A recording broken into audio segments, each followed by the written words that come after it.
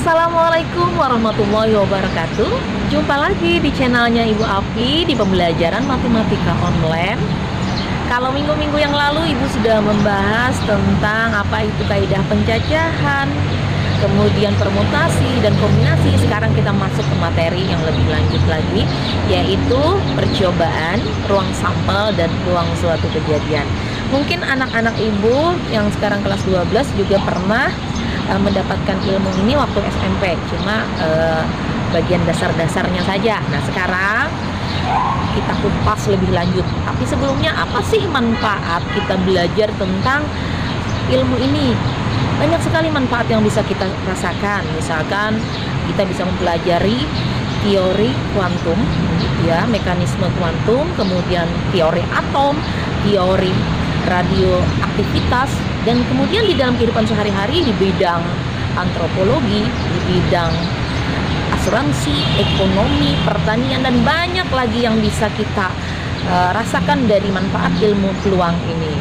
Nah, untuk bisa menyimak lebih lanjut, sekarang kita saksikan video selanjutnya. Kita masuk materi pertama, percobaan, ruang sampel, dan kejadian. Percobaan atau eksperimen adalah suatu kegiatan yang memberikan beberapa kemungkinan. Misalkan pada pelemparan sebuah dadu, hasil yang mungkin adalah muncul mata dadu 1, mata dadu 2, mata dadu 3, 4, 5, atau 6.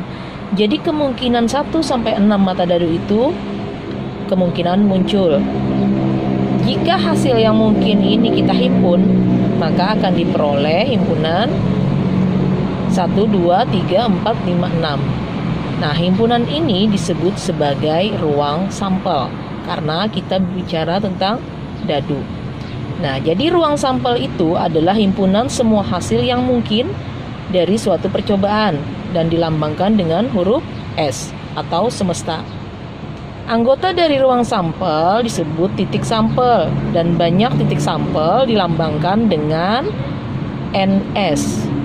Nah, jadi anggotanya tadi adalah 1, 2, 3, 4, 5, 6.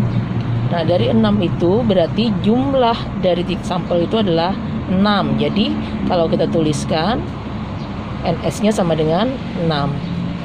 Nah, himpunan bagian dari ruang sampel disebut dengan kejadian atau peristiwa dan dinotasikan dengan huruf E.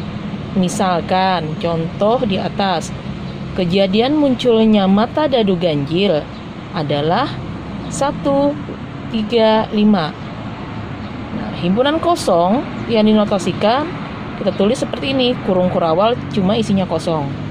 Dan semesta adalah himpunan bagian dari ruang sampel, sehingga keduanya merupakan suatu kejadian. Himpunan kosong disebut kejadian yang tidak mungkin atau mustahil, dan S disebut sebagai kejadian yang pasti. Contohnya, pada pelemparan mata dadu, kejadian muncul mata dadu 7 adalah kejadian mustahil, karena tidak ada mata dadu yang angkanya 7. Dan kejadian munculnya mata dadu 1, 2, 3, 4, 5, atau 6 adalah kejadian yang pasti. Sekarang kita lihat contoh bawah ini. Misalkan contoh nomor 1, sebuah uang logam dilemparkan sekali. Tentukan ruang sampel, titik sampel, contoh kejadian yang mustahil, kejadian yang pasti. Nah, di sini sudah ada jawabannya. Uang logam itu terdiri atas 2 sisi, yaitu angka dan gambar. Sisi ruang sampelnya adalah A, G, angka dan gambar. Titik sampelnya yaitu A dan G. Jadi kalau ruang sampel itu kita nulisnya S, ya, dalam kurung kurawal A, G. Tapi kalau titik sampel tidak perlu kurung kurawal, langsung aja titiknya kita sebutkan A dan G. Nah, kejadian yang mustahil adalah munculnya angka dan gambar secara bersamaan. Tidak mungkin ya angka dan gambar itu muncul secara bersamaan. Jadi dia kejadian mustahil. Kejadian yang pasti adalah munculnya angka atau gambar. Nah, di dalam ilmu peluang di sini karena tidak mungkin bersamaan, makanya dia munculnya ada kata atau, angka saja atau gambar saja. Nah, sekarang kita lihat contoh nomor 2. 2 dadu dilempar secara bersamaan. Jadi dadunya ada 2. Nah, satu dadu itu memiliki mata 6 ya. Kalau 2 dadu berarti 6 kali 6 36. 2 dadu dilempar bersamaan. Tentukan ruang sampel, banyak titik sampel, kejadian munculnya mata dadu berjumlah 7, kejadian munculnya mata dadu sama. Nah, di sini ruang sampel dari pelemparan 2 buah dadu secara bersamaan itu bisa kita perlihatkan dengan tabel berikut. Kita jawab untuk yang A tadi, ruang sampel dari 2 buah dadu. Nah, di sini kita bikin tabel untuk memudahkan kita dalam menjawab soal. Kita lihat dari tabel ini, untuk dadu 1 itu titik sampelnya 1, 2, 3, 4, 5, 6. Kemudian dadu 2 juga 1, 2, 3, 4, 5, 6. Nah, karena dia dilempar secara bersamaan 2 buah dadu, maka dia menghasilkan 6 kali 6, 36. Bisa kita lihat di sini jumlahnya adalah 36. Jadi bukan 12. Jadi di dalam bahasa peluang, kata dan itu menghasilkan kali ya. Kalau atau itu tambah. Jadi kalau dadu 1 dengan dadu 2 dilempar secara bersamaan, dia akan menghasilkan ruang sampel sebanyak 36.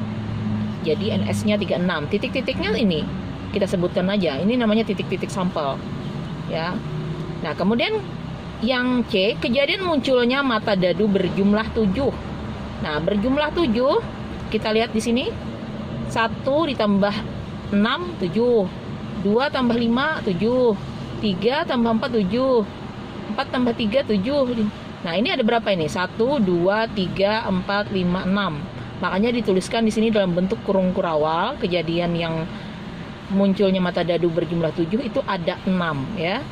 Nah, kemudian yang D, kejadian munculnya mata dadu sama adalah sama dalam artian ini 1, 1. Kemudian 2, 2, 3, 3, 4, 4, 5, 5, 6, 6. Nah, jadi ditulis dalam bentuk kurung kurawal ya. Penjelasan Ibu sudah selesai untuk percobaan dan ruang sampel. Silahkan untuk mentes kemampuan kalian, apakah sudah paham atau tidak paham. Coba dijawab aktivitas kelasnya. Untuk soal nomor 1, tuliskan ruang sampel dari percobaan berikut. Yang A, pelemparan 2 buah uang logam. Yang B, pelemparan sebuah dadu. Yang C, pelemparan 3 uang logam.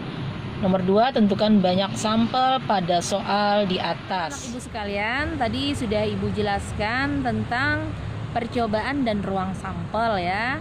Nah, itu bagian pertama. Di minggu depannya nanti atau pertemuan berikutnya kita akan menjelaskan tentang peluang suatu kejadian.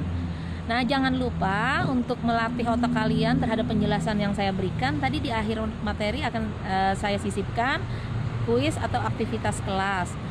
Silahkan dikerjakan kalau kalian paham dan kalian suka dengan video ini. Silahkan like, jangan lupa share, komentar kalau ada yang belum paham ataupun sudah paham, dan tentunya jangan lupa subscribe. Terima kasih telah menyaksikan video Ibu, mudah-mudahan bermanfaat dan berkah ilmunya. Wassalamualaikum warahmatullahi wabarakatuh.